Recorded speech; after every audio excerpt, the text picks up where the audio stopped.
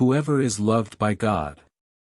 BD number 5647, April 9, 1953. Whoever is loved by God often has to follow stony paths and carry burdens which almost crush him, but always only for his own good, for every burden of the cross can be a blessing for him if he has the right attitude towards him who directs his destiny. Whoever is loved by God. He certainly loves all of his living creations, but especially those who no longer have far to go in order to reach the final goal.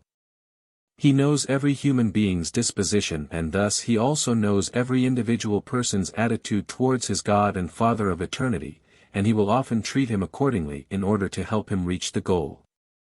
And only in this way should you explain the fact that God-devoted people who clearly fulfill his will have to suffer and often fight a difficult struggle for existence, which at times raises doubt about God's benevolence and love.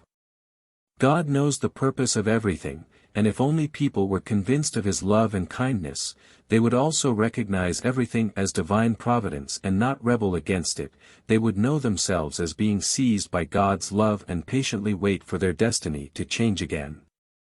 There is truly much suffering on earth. Humanity is languishing under its weight, but it does not recognize itself in need of educating and therefore inwardly revolts against it when it should just humbly submit to it, so that all difficulties would be taken away again and God's help would manifest itself so clearly that he could be recognized as a loving Father by everyone who wants to recognize him. Those who are loved by God are allowed to suffer. These words find little credence, for no one considers that suffering is a truly effective method of upbringing in a world where people only ever strive to please their body, where God, love is not seen in situations of adversity and sorrow.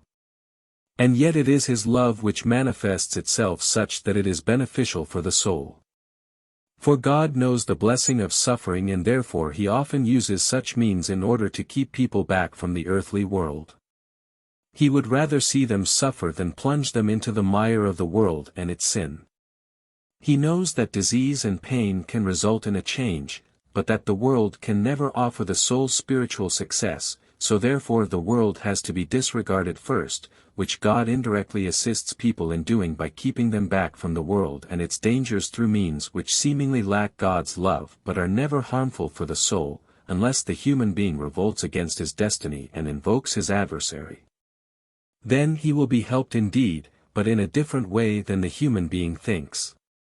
He will certainly help, but never without reward. And this reward consists of handing the soul over to him. Therefore submit to God's will when you are affected by adversity and suffering. Don't grumble and complain, bow down to his orders and lift your eyes up only to him. And he will take the cross from you. He will make it easy for you as soon as you completely surrender yourselves to his merciful guidance. For you can always know yourselves loved by him, who through suffering and adversity only wants to win you for himself, who wants to purify your soul and time and again provides it with the opportunity to practice patience and gentleness, so that God's help will then visibly arrive, so that his love will visibly intervene and also heal all wounds when the time is right. Amen.